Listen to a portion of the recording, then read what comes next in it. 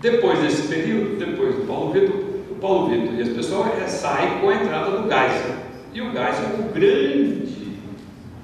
a grande iniciativa do Geisel é o acordo nuclear com a Alemanha. O que era o acordo nuclear com a Alemanha? Eu fiz para Isto uma série de reportagens visitando os restos do acordo nuclear. Estive aqui nas fábricas, aqui na Dutra, perto da Dutra, de enriquecimento de isótopos, onde eles iam desenvolver aquelas maravilhas. Os alemães nos prometeram que não entregaram porra nenhuma, nem para eles eles conseguiram, que aquilo é um surto da Alemanha, quando os americanos entraram em crise profunda depois da derrota do Vietnã, e acho que os alemães pensavam que eles iam se erguer antes, né? O que estão se erguendo agora. Eu estive visitando as usinas nucleares armazenadas há 20 anos, pagando armazenamento, serviços de manutenção, e eu acho que agora já foram instaladas as duas que estavam armazenadas, né? Estão completando a instalação completaram a segunda, né? Estão completando a segunda, né? E o principal, que era o enriquecimento, que o Brasil iria exportar os seus nucleares. É esse o plano que nós, no movimento, Pinguelli, Rosa e outros denunciaram, né? Que esse plano era um fracasso.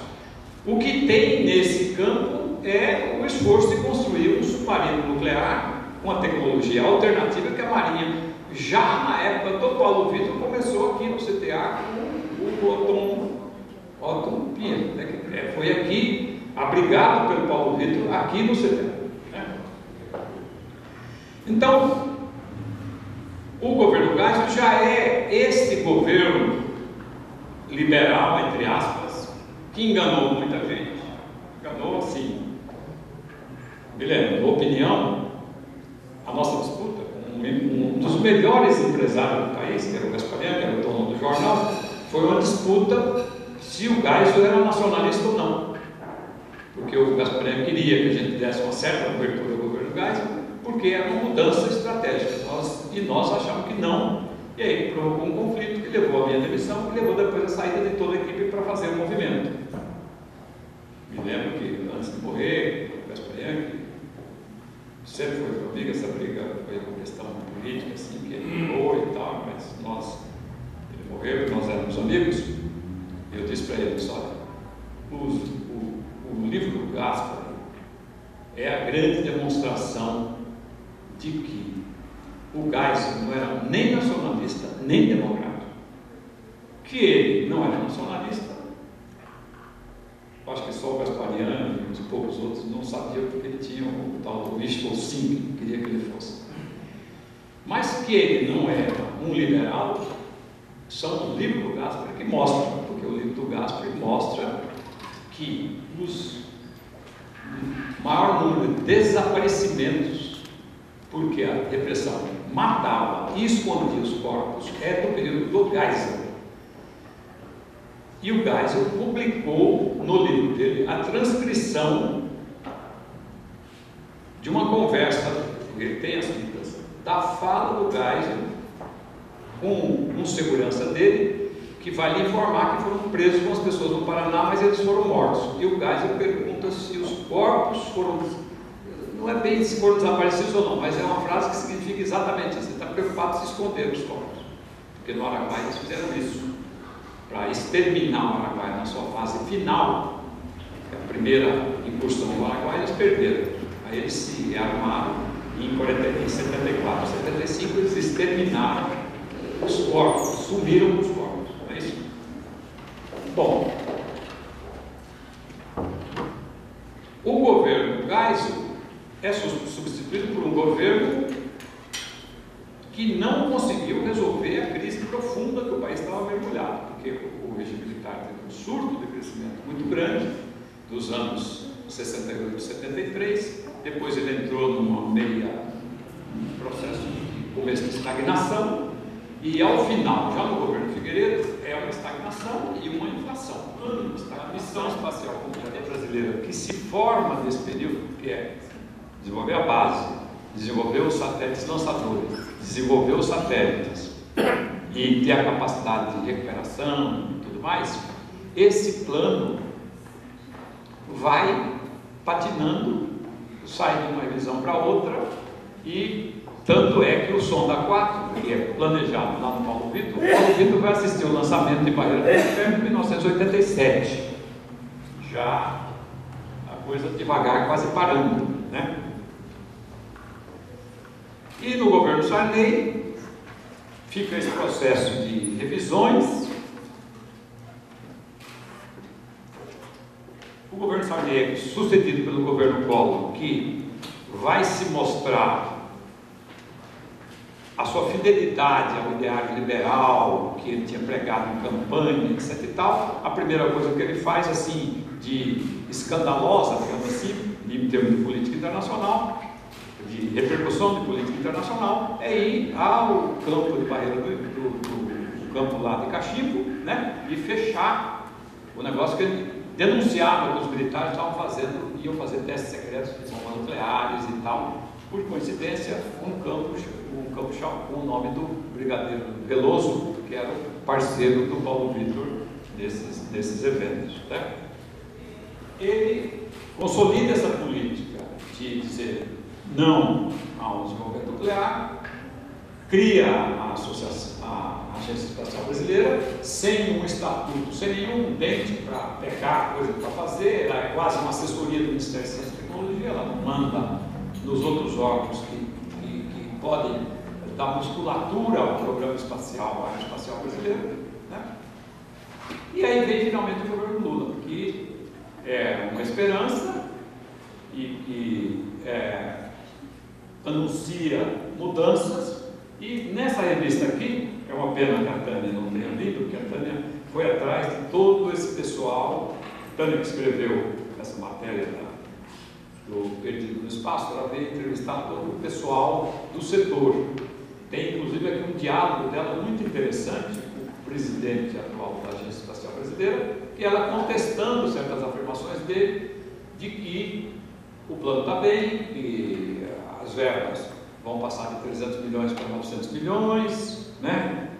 E que isso é uma mudança muito grande. Depois ela diz, bom, mas esses 900 milhões é para comprar satélites, através de uma incorporadora, que é a tal da Visiona, né? Então ela diz, como é que você pode chamar isso de um programa brasileiro?